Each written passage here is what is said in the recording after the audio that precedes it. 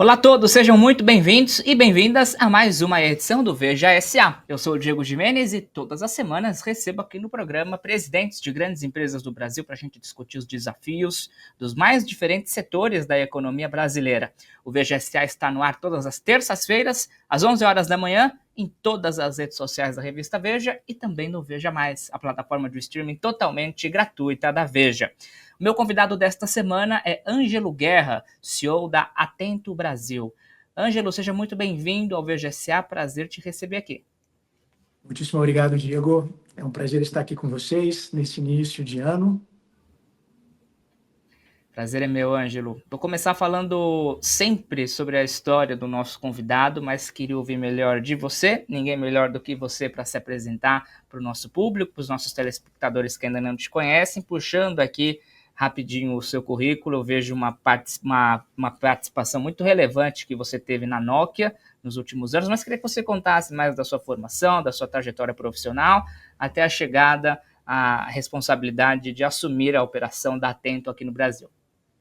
Muito bom. Bom, eu de formação sou engenheiro, né? Engenheiro eletrônico, e durante a boa parte da minha carreira eu trabalhei com tecnologia, né? Então, trabalhei 4 anos na HP, depois passei 19 anos na Nokia, dos quais 14 anos eu morei fora do Brasil.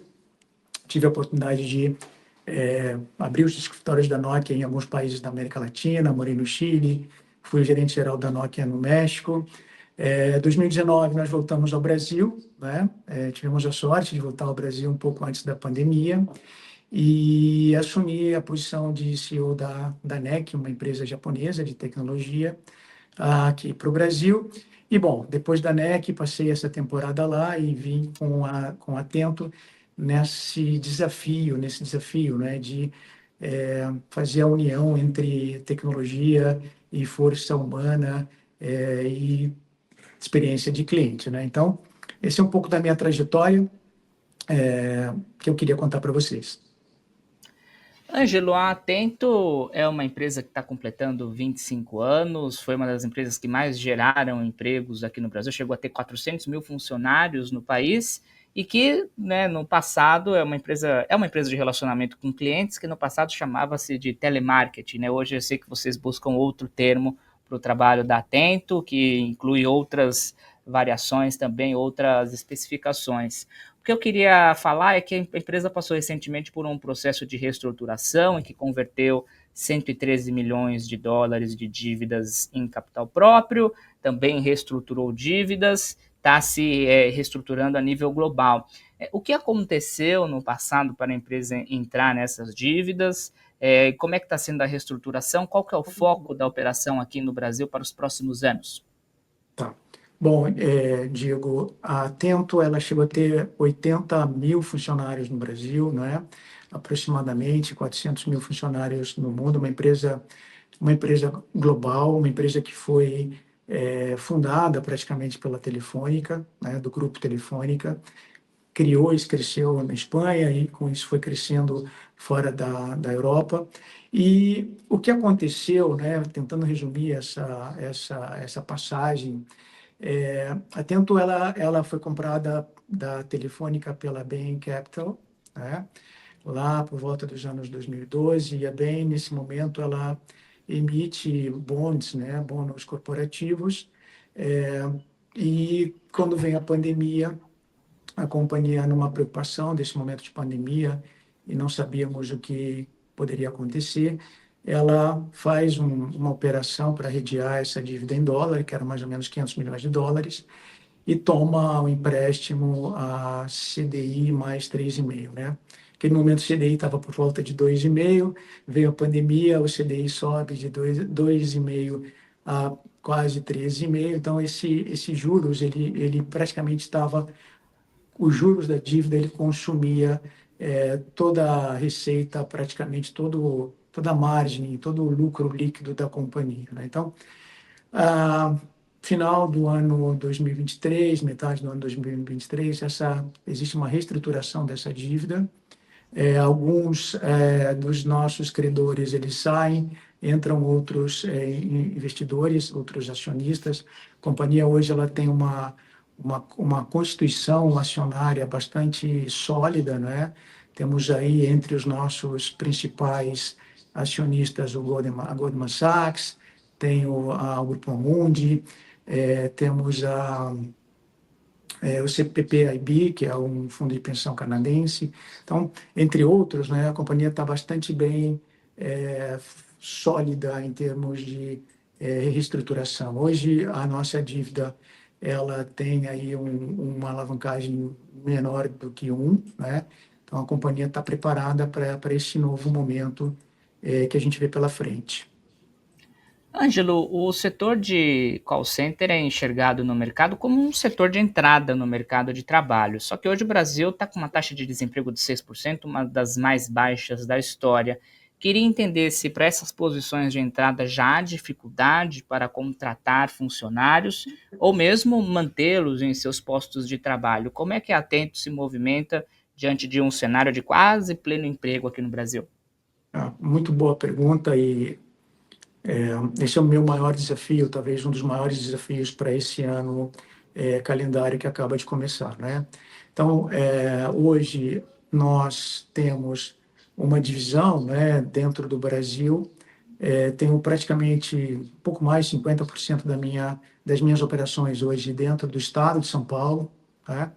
E a gente tem encontrado bastante dificuldade de contratar para essa faixa de entrada, né? Quando a gente fala de faixa de entrada, hoje, dependendo do que você contrata, que o mercado ele ficou muito amplo, né? Acho que vale a pena a gente esclarecer. Hoje, a gente não se posiciona mais como uma empresa de telemarketing, porque eu não faço marketing por telefone, né? Isso não existe mais praticamente, né?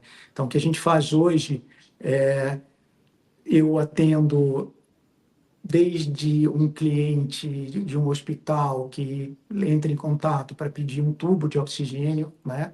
Até um caminhoneiro, talvez, que tenha tido um problema mecânico em um caminhão de um fabricante alemão e me pede uma peça, até um investidor de uma fintech, um investidor de um banco, um cliente de um banco. Então, assim, o mercado é muito vasto, né? Então, dentro das possibilidades, a gente tem diversos níveis de funcionários para atender esses nossos clientes, e essa entrada, né, essa posição de entrada, ela hoje com taxa de emprego quase plena, ela tem sido uma dificuldade.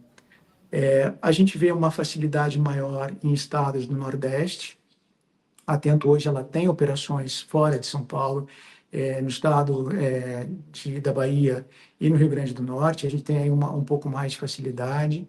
Minas também a gente tem dificuldades, como aqui em São Paulo. E Rio de Janeiro está se tornando também uma praça, um mercado bem, bem complexo de contratar, devido ao que você comentou da taxa de quase puro emprego, né? Ângelo, inteligência artificial, assunto do momento, expressão que a gente fala já há alguns anos, que provoca muitas dúvidas na cabeça das pessoas, e eu vou trazer outra expressão aqui que também provoca diferentes reações nas pessoas, que é o call center. Às vezes ligações indesejadas, por engano, que acabam irritando alguns consumidores. A inteligência artificial, ela chega para melhorar a relação dos brasileiros com o call center, com as empresas que se relacionam, que precisam entrar em contato com clientes? Com certeza, Diego. E aí, a gente falando um pouquinho de call center, né? Tentando desmistificar esse setor da indústria, né? Eu acho que hoje o nosso setor, ele se posiciona até mesmo mais para ajudar o cliente a importunar o cliente, né? Então, a indústria ela vem se transformando para o que a gente chama de experiência de cliente, customer experience, né? Muitas vezes você liga para um call center para resolver um problema que você tem, seja ele numa passagem aérea, seja ele com cartão de crédito, seja ele numa compra que foi indevida, né?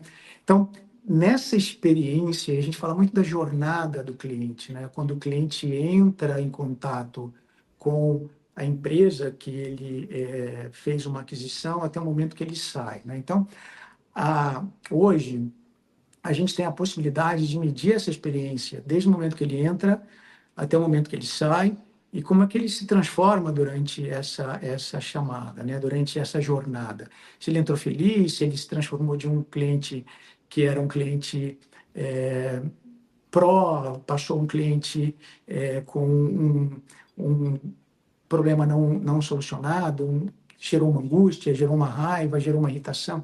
A gente consegue fazer todas essas medidas hoje através de dados analíticos, né, que a gente coloca para trabalhar com a inteligência artificial. Você me perguntou lá no início sobre qual é o futuro, né, como é que a companhia vê o futuro.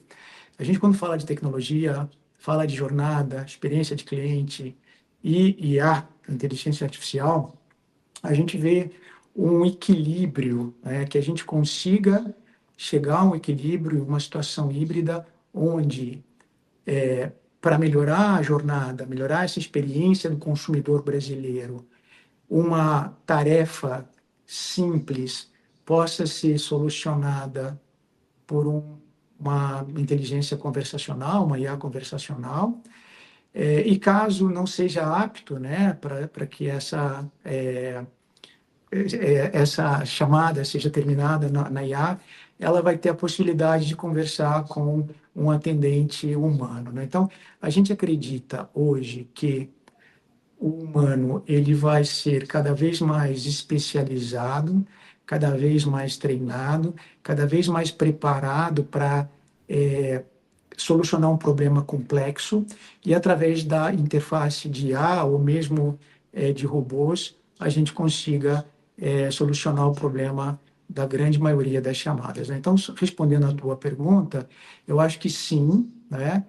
A Tento hoje ela se posiciona dentro do portfólio completo dessa jornada. Então, eu tenho outras duas empresas no grupo, né? Uma empresa que permite que nós façamos a cobrança para os nossos parceiros, para os nossos clientes.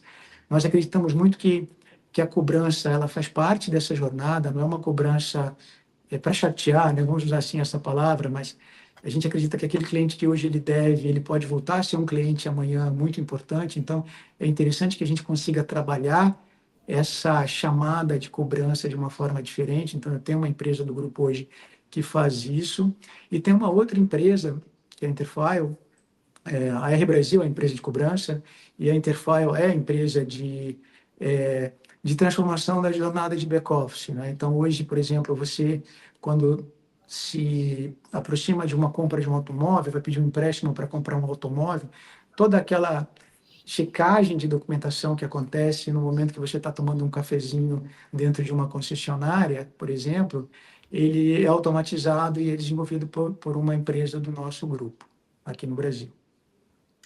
Ângelo, a Atento chegou a ter 400 mil funcionários no mundo, 80 mil aqui no Brasil. Queria saber quantos são hoje e aí falar ainda sobre inteligência artificial. Independente da reestruturação que a empresa está passando, é possível afirmar que a inteligência artificial vai substituir permanentemente alguns postos de trabalho ou os empregos que precisam ser gerados para justamente criar essas tecnologias vão superar eles? Hoje, a gente, no Brasil, estamos próximos de 50 mil funcionários, né? Aqui temos quase 19 operações hoje, distribuídas em 4 dos nossos estados. A gente vem investindo bastante, diria que hoje o Brasil ele é um hub de tecnologia para Atento, né? Então, temos hoje aqui no Brasil aproximadamente 50, 60 pessoas, cientistas de dados dedicados, né, a desenvolvimento de novos produtos, de novas tecnologias, através do que a gente chama do build or buy, né? Ou eu construo para mim a própria ferramenta, ou eu vou ao mercado e compro alguma coisa para integrar com as minhas ferramentas, né?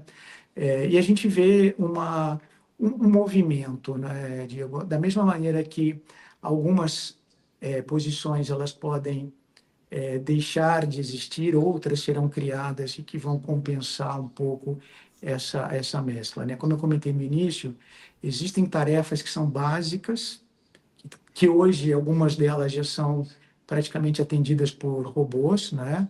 E outras serão pela inteligência artificial conversacional, que a gente chama de CAI, e a gente vai criar outras posições, né? Por exemplo, eu vou precisar de curadoria, eu vou precisar de engenheiros para fazer a performance, a manutenção dessas ferramentas, eu vou precisar de auditores, eu vou precisar de talvez um pouco mais de qualidade, né? Então, existe sim uma troca, né? O mercado ele vai se adaptando e em algum momento a gente acredita que vai chegar a um balanço entre humanos e inteligência artificial. Mesmo porque a gente também acredita que muitas vezes o brasileiro, né, por gostar de falar com alguém, ele vai precisar de ter um contato específico. Tá? Vou pegar esse finalzinho de gancho. Você também disse que, apesar do brasileiro querer conversar com alguém e tal, a inteligência artificial vem para revolucionar o relacionamento dos consumidores com o call center. Quando a gente fala em relacionamento com o cliente, em atendimento aos clientes, às pessoas, quanto disso pode ser automatizado percentualmente, vamos dizer assim, em relação ao que era no passado? Eu não tenho um número de percentual, né? Mas o que eu posso te dizer é que grande parte das atividades elas podem ser complementares, né? Então, vou te dar um exemplo. Tá? Hoje, quando eu preciso fazer uma chamada, ou quando você faz uma chamada para solucionar um problema de talvez uma dívida, né? Muitas vezes hoje você recebe uma chamada de uma empresa que está te cobrando, vamos supor que você seja essa pessoa, e você recebe e fala com que sim, você conhece o Diego, que você é o Diego, automaticamente você vai para um ser humano. Você poderia automaticamente ir para uma inteligência artificial conversacional que poderia te dar alternativas, né, conversando com você, para que você quite, ou que você liquide, ou que você financie aquela dívida que você tem com o teu provedor. É um exemplo. Outro, que a inteligência artificial também vai ajudar bastante, gerar insights, né, para aquela pessoa que esteja conversando com o cliente, dos nossos clientes, para que possa levar com que a chamada não dure tanto, não tenha um período prolongado, ou mesmo fazer um complemento, entender o perfil, entender o portfólio, né? Então, no momento que o meu atendente ele receba a chamada, ele tem ali na tela dele, por uma inteligência artificial que fez a leitura daquela chamada, todo o portfólio que ele contém com aquela empresa. A gente desenvolveu recentemente para a FIMA, que é o regulador americano de eventos, né, naturais, um produto muito interessante, que dá um exemplo também que ilustra muito o que a inteligência nos ajuda hoje no dia a dia. Então, você, nos Estados Unidos, tem agora Los Angeles, né, usando esse exemplo, você está vendo que vai chegar um incêndio próximo do seu bairro, o que você faz? Você liga para a FIMA, né? Qual é o protocolo para incêndio? Qual que é o protocolo para furacão? Qual que é o protocolo para inundação? No passado, o agente, ou ele teria que saber todo esse protocolo, ele tinha que fazer uma leitura que levava um certo tempo, né, de resposta. Hoje não, tem uma curadoria, toda essa documentação está dentro de uma nuvem, né, fechada, com uma inteligência artificial privada. O agente ele faz um prompt, né, enquanto ele atende o contribuinte, e imediatamente ele tem ali toda a resposta para aquele protocolo específico, né? Então, são inúmeras as alternativas, né, as possibilidades dessa interação. Ângelo, a nível global, a Atento diminuiu o número de escritórios e colocou mais pessoas trabalhando em home office. A gente hoje vive uma era do caminho inverso, mesmo empresas de tecnologia como as gigantes Amazon e Google mandando os funcionários voltarem para os escritórios. Por que a Atento continua no caminho inverso e quais são os resultados práticos efetivos dessa política? Eu não diria nem um caminho inverso, né? Eu acho que, voltando, né, encontrar aquele balanço, o trabalho, a gente pode dividir o trabalho do meu escritório hoje, né? Vamos falar da Atento Brasil. A Atento Brasil hoje, ela acredita, não Atento Brasil só, Atento Global. Nós temos a política do híbrido. Hoje estamos a maioria das áreas 3 dias no escritório, 2 dias de home office. Algumas áreas nós fazemos 4-1, né? E outras estão vindo no escritório praticamente todos os dias, né? Agora, quando a gente fala do atendimento, existem muitos ainda benefícios para o atendimento remoto, né? Partindo do princípio que nós temos a tecnologia e que nós temos a segurança de rede para manter um agente trabalhando em casa.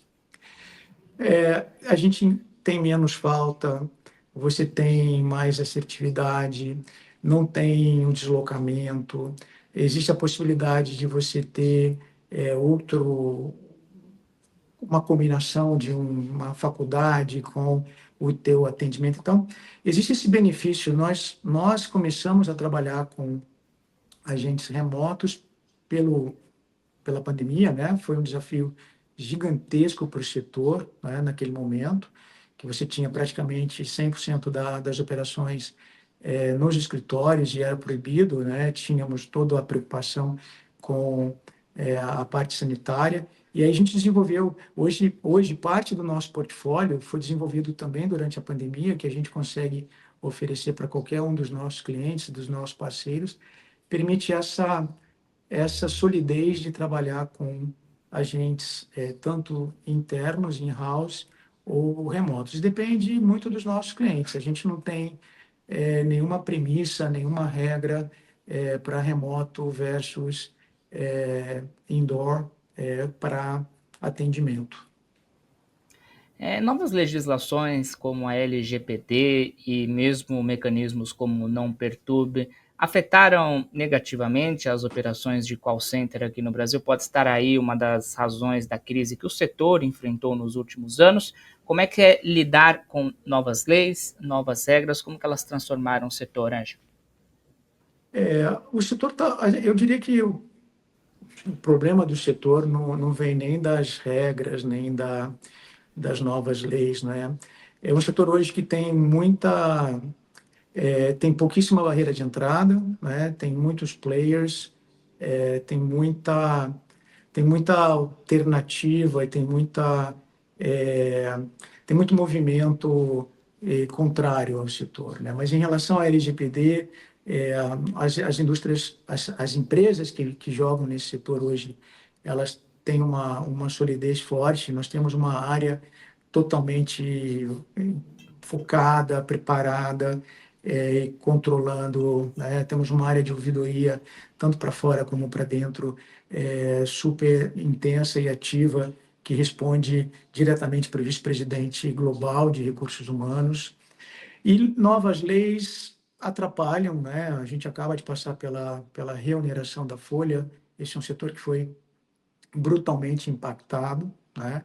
E será brutalmente impactado, porque nós somos grandes empregadores de primeiro trabalho, como você mencionou, e a gente treina, né? Então é importante mencionar que hoje um operador, quando ele entra, ele, ele vem como um puro hardware, né? A gente tem que colocar um software dentro para que ele conheça o que é um CX, que ele conheça a operação do nosso cliente, que ele conheça as nossas ferramentas. Então, tem todo o investimento da companhia para que a gente continue empregando, né?